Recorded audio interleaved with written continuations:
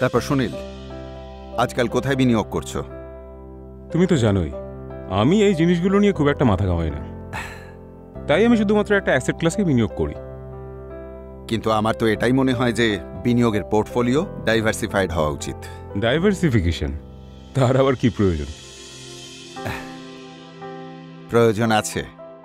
নিজের অর্থকে আলাদা আলাদা অ্যাসেট ক্লাসে বিনিয়োগ করা উচিত। তোমার যা বয়স, রিস্ক প্রোফাইল, বিনিয়োগের মেয়াদ, জীবনের পর্যায়কে মাথায় রেখে প্ল্যান করা উচিত। তোমরা এই সব বিষয় আলোচনা পরে করো, খাবার ঠান্ডা হয়ে যাচ্ছে, এসো।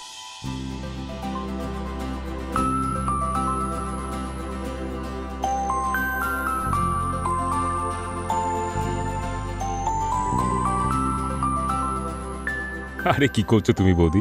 আমি কি শুধুই ভাত খাও নাকি? কেন? যদি শুধু একটাই অ্যাসেট ক্লাসে বিনিয়োগ করতে পারো তাহলে শুধু ভাতও তো খেতে পারো নাকি? মানে যেমন একটি সুষম খাদ্যের জন্য আমাদের রুটি, সবজি, ভাত, ডাল ইত্যাদি প্রয়োজন হয়, ঠিক তেমনই সুস্থ এবং সঠিক বিনিয়োগের জন্য পোর্টফোলিওতে ডাইভার্সিফিকেশন থাকাটাও প্রয়োজনীয়। সেটা কিভাবে? তুমি যদি তোমার সমস্ত অর্থ একটাই অ্যাসেট ক্লাসে বিনিয়োগ করে দাও তাহলে তোমার বিনিয়োগের ঝুঁকি বেড়ে যায়। ডাইভার্সিফিকেশনে তোমার পোর্টফোলিওর রিস্ক কম হয়ে যায়। ও, এবার বুঝেছি। ভাই তোমার কথাটা তো একদম ঠিক, কিন্তু এবার একটু ডালা সবজিও দিয়ে দাও, খুব জোরে খিদে পেয়েছে। নিশ্চয়ই, এই নাও এই নাও।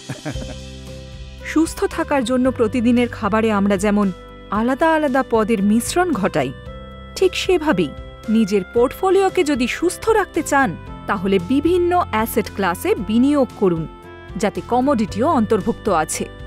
সচেতন হন, সঠিক বিনিয়োগ করুন।